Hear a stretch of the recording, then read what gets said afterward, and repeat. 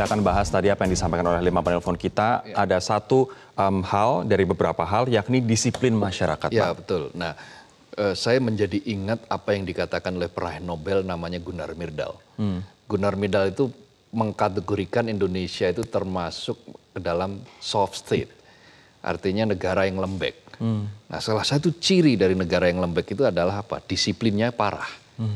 Nah, disiplin parah, lalu kemudian ada pengekor. Pengekor itu latah, gampang ikut terbawa arus apa saja yang baru, pokoknya yang baru.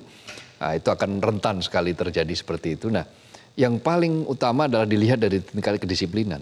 Kalau bangsa yang lembek, maka disiplinnya adalah payah. Nah, kedisiplinan kita di dalam melihat, mempersiapkan, bersungguh-sungguh untuk memperbaiki keadaan dari bencana itu masih sangat kurang.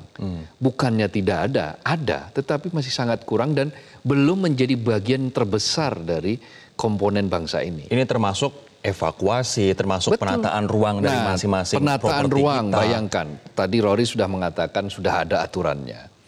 Undang-undangnya sudah cukup banyak, aturannya sudah ada. Rencana tata ruang hampir setiap 5 tahun dievaluasi. Tetapi apa yang kita saksikan sampai hari ini masih banyak pelanggaran-pelanggaran terjadi.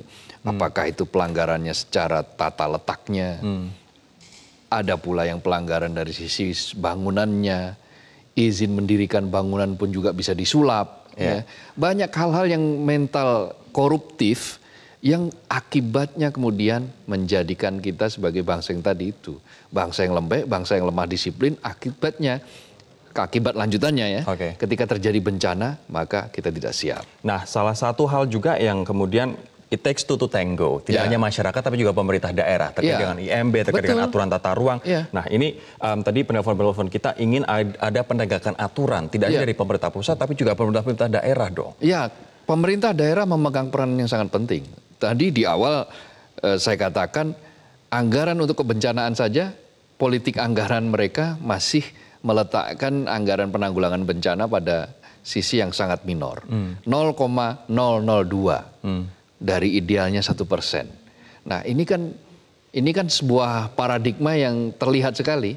Cara berpikirnya, berarti cara berpikirnya menganggap bahwa situasi tenang tidak ada apa-apa, berarti tidak perlu biaya. Nah, itu terlihat. Karena itu pemerintah daerah memegang peranan yang juga tidak kalah penting. Sangat penting. Bahkan tadi ya saya mengkritik mungkin ada dari Pak Anton yang ya kalau untuk kurikulum nanti sudah habis biayanya sia-sia, kita nggak ada yang sia-sia. Kalau kita mempersiapkan sesuatu untuk jangka panjang. Jepang itu mempersiapkan kondisi Jepang yang sekarang yang bisa cepat sekali tanggap terhadap bencana itu. Dia sudah persiapkan berpuluh-puluh tahun yang lalu. Makanya tsunami 2011 korbannya juga tidak terlalu banyak. Kenapa saya katakan bahwa mempersiapkan kurikulum itu jauh lebih menghemat daripada kalau kemudian bencana terjadi.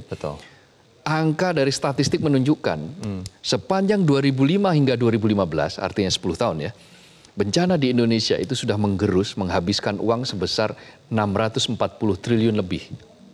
Dan itu biaya itu bisa kalau lebih rendah kalau misalnya kita kurikulum punya lebih rendah. Sense of anticipation. Iya, dimasukkan kurikulum untuk pendidikan, desain kurikulumnya jelas, disiplinnya jalan, hukum ditegakkan, maka kita tidak perlu kehilangan sebanyak itu. Kemudian terakhir ada juga mentalitas merawat alat. Ini kita buoy memang barang mahal di bawah BPPT, kita tahu begitu. BPPT juga mengeluh kekurangan uang untuk kemudian merawat.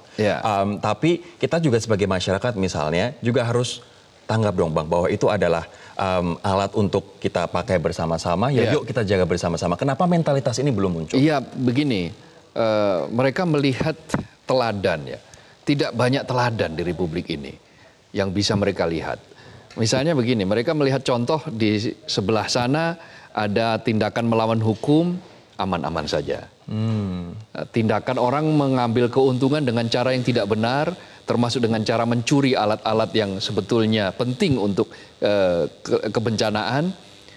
Ya juga tidak ada apa-apa. Mas Kohar, kemudian apa yang bisa dilakukan pemerintah daerah untuk mensosialisasikan misalnya kepada nelayan-nelayan karena mereka yang berada di laut begitu untuk yuk kita jaga bersama-sama nih alat ini nih. Jadi mengajak mereka bersama-sama untuk berdialog, mengajak mereka untuk bersama-sama menjaga, itu harus dengan pendekatan yang pengajaknya ini harus orangnya otentik. Dan harus ditiru, bisa ditiru. Iya, begitu. itu otentik itu kan artinya apa? Otentik itu dia bisa menjadi teladan. Apa yang dia katakan itu dia sudah perbuat.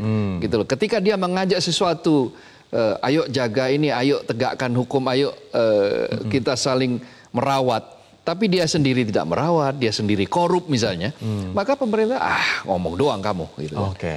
Masyarakat akan menganggap bahwa kamu hanya ngomong, hanya bisa mengomong. Teman-teman BMKG juga mengeluhkan bahwa alat-alat sensor itu rusak, sirenenya hilang, kedap-kedipnya hilang, sensornya hilang. Bayangkan untuk sesuatu yang misalnya gini, dari kejadian yang di Banten kan kita lihat bahwa dugaan paling besar penyebabnya adalah longsor di bawah laut.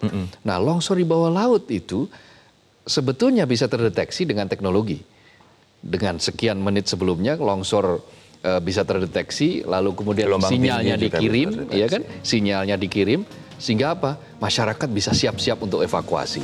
Kalau semua itu ditaati dengan sistem yang baik, sistem yang benar, maka minimalisasi korban itu akan terjadi.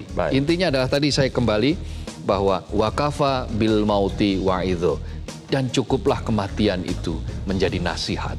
Kematian itu menjadi pelajaran penting bagi kita. Baik, Mas Kohar, terima kasih atas waktunya pagi hari ini. Terima kasih, Rory. Pemirsa, pemerintah wajib memperbaiki kesiapan baik teknologi maupun fasilitas kebencanaan. Tidak cukup lagi bicara buoy deteksi tsunami saja, tetapi juga deteksi longsoran baik di gunung berapi maupun wilayah perbukitan. Nah, solusi jangka panjang ketahanan bencana juga harus memasukkan penertiban alih fungsi dan tata guna lahan. Kita berharap langkah dan sikap pemerintah kali ini menjadi momentum awal akan bangsa yang cerdas mengakrabi bencana. Saya Rory Asyari undur diri. Terima kasih. Sampai jumpa.